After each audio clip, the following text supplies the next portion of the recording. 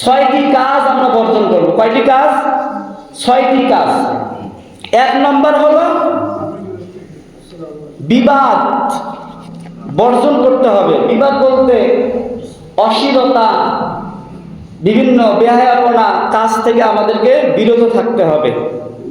এটা থাকার পরে কেউ যদি আমাকে বিভিন্ন প্রকার ঝগড়া করতে আসে, বিভিন্ন প্রকার তাড়াহুড়া বা বিভিন্ন প্রকার কথাবার্তা বলে আপনাকে রাগ ওঠানোর চেষ্টা করে, তখন আপনাকে কি করতে হবে? যে বলতে হবে যে আমি রোজা আছি, এই অবস্থায় আমি কিছু বলতে পারবো না, যে আমি রোজা আছি, এই কথাটা তাকে দুইবার বলা। কয়বার বলা? দুইবার। এক নম্বর কাজ, যে কেউ যদি আমার সাথে তর্ক করতে আসে, ঝগড়া করতে আসে, তখন আমি তাদেরকে কি বলা? যে আমি রোজা আছি। কয়বার বলবো? দুইবার। দুই নম্বর হলো যে অনর্থক কথাবার্তা বলা থেকে নিজেকে বিরত থাকা। অনর্থক, অহেতুক বিভিন্ন জায়গায় বসে আছি, বিভিন্ন অহেতুক কথাবার্তা বলতে বলতে আমরা সময়টাকে নষ্ট করে দিচ্ছি। এই কথাগুলো বলা থেকে, যে কথার কোনো মূল্য নাই, এই কথাগুলো বলা থেকে আমাদেরকে কি থাকতে হবে? বিরত থাকতে হবে। তিন নম্বর, মিথ্যা কথা বর্জন করতে হবে। মিথ্যা কথা এমন একটা মাধ্যম, রাসূলুল্লাহ সাল্লাল্লাহু আলাইহি ওয়াসাল্লাম বলেন, মিথ্যা হলো সমস্ত কাজের, সমস্ত গুনাহের মূল। আবার কি কড়া ভাবে রাসূলুল্লাহ সাল্লাল্লাহু আলাইহি ওয়াসাল্লাম বলছেন যে যদি কেউ রোজা অবস্থায় এমনি ইয়ারকির মাধ্যমে যদি কেউ মিথ্যা কথা বলে, তাহলে তার রোজা থাকা না থাকা একই সমান। নাউজুবিল্লাহ। এত কষ্ট করে সেই সাহারি থেকে শুরু করে নিয়ে আমি রোজা থাকবো একে সূর্যাস্ত পর্যন্ত, কিন্তু একটা মিথ্যা কথা বলার কারণে আমাদের রোজা থাকা না থাকা একই সমান এবং আল্লাহ তাআলার কাছে কোনো গুরুত্বই থাকবে না। কিন্তু আমরা হেলায় খেলায় অহেতুকভাবে বিভিন্ন বন্ধু, বিভিন্ন বড় ভাই বা বিভিন্ন দাদুদের সাথে মজা করে হলেও আমরা মিথ্যা কথা বলে ফেলি। কিন্তু এই কাজটা করা যাবে না। মিথ্যা কথা বললেই আপনার কি হবে? রোজার মধ্যে কি হয়ে যাবে?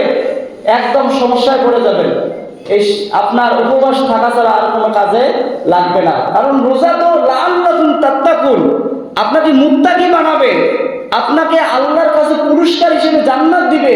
আপনি কিভাবে আপনি রোজা থাকা অবস্থায় আপনি মিথ্যা কথা বলবেন?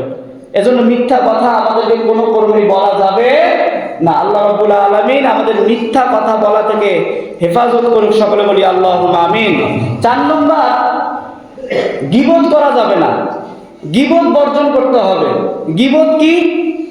যেমন এক ভাইয়ের অনুপস্থিত রয়েছে, তার দোষগুলো আর এক ভাইকে আমরা বলতেছি, এটা হলো গীবত করা। গীবত করার শাস্তি কি? যে আমরা জানি যে মরা ভাইয়ের গোশত খাওয়া, তাই না? তাহলে এটা শুধু তাই নয়, আপনি গীবত করলেন, আপনার এই কষ্ট করে আপনি সঞ্চয় কিছু অল্প অল্প করে আপনি কিছু আমল করছেন, আপনি কিছু ন্যাক আমল করছেন, এই ন্যাক আমলগুলো ধ্বংস হয়ে যাবে গীবত করার কারণে। অন্যের দোষ মানুষকে বলার কারণে আপনার এই কাজগুলো কি হয়ে যাবে? নষ্ট হয়ে যাবে। এই জন্য গীবত করা যাবে না। 5 নম্বর হলো যে লোক দেখানো ইবাদত করা যাবে না। লোক দেখানো, লৌকিকতা। আপনি রোজা আছেন, এমন ভাবে চলতেছেন, এমন ভাবে পোশাক পরতেছেন, এমন ভাবে ওঠা বসা করতেছেন যেন নিজেকে একটা ভাব ভঙ্গিমা আসে, মানুষ যেন বলে যে আমি রোজা আছি।